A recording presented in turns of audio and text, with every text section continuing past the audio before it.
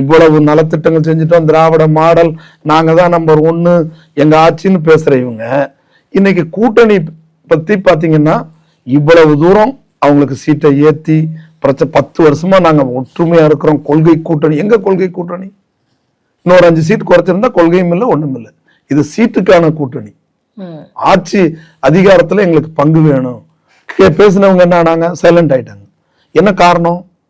அதான் எப்படி திராவிடம் கேட்ட அண்ணா சொன்னாரோ, எங்க இது அந்த கொள்கை அப்படியே இருக்குது, ஆனா இன்னைக்கு முடிச்சுட்டு கூட்டணி ஆட்சிக்கு வந்துட்டோன்னு வந்தாரோ, அது மாதிரி இவங்க ஒரு வாய் சவடால், வாயில வாய்ப்பந்தல் போட்டு எல்லாரும் ராகுல் காந்தி வேலை செய்யலாம், ஆனா அந்த இடத்துல காந்தி பெருசா வேலை செஞ்சிருக்காரு அப்படிங்கிற மாதிரி எல்லாம் ஒரு கமெண்ட்ஸ் சொல்லி கரெக்டா சொல்றீங்க. அதான் இப்ப இவங்களுக்கு என்ன பாவம். பிரேமலதா மேடம் பாருங்க, எவ்வளவு பெரிய அவர் எண்ணத்துக்காக கட்சி ஆரம்பிச்சாரு, எவ்வளவு பாடுபட்டு கொண்டு வந்தாரு, எதிர்கட்சி தலைவர் ஆனாரு, எல்லாத்தையும் மறந்துட்டு இன்னைக்கு சாதாரண ஒரு எம்பி சீட்.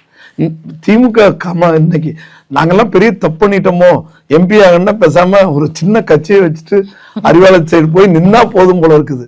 ஏதோ ஒரு வகையில ஒரு எம்பி சீட் கொடுத்துறேன், அதை கொடுத்து இது ஒரு ரொம்ப கீழ்த்தரமான ஒரு அரசியலை பார்க்க. ஆனா இன்னைக்கு திமுகவுல 22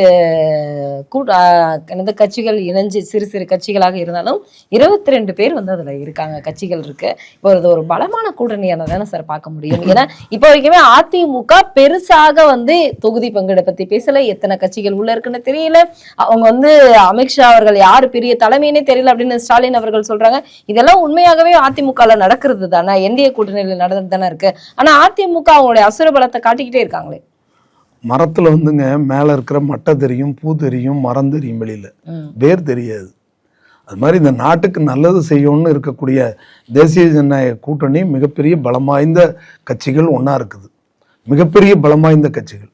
நீங்க சொல்றாங்க 23 கட்சி சொல்றீங்க, 23 கட்சி தலைவரும் அவங்க தொண்டர்களை கூப்பிட்டு நின்னாங்கன்னா, ஒரே ஒரு கட்சி பாரதிய ஜனதா கட்சியினுடைய தொண்டர்களுக்கு அங்க ஈடா இருக்க முடியாது.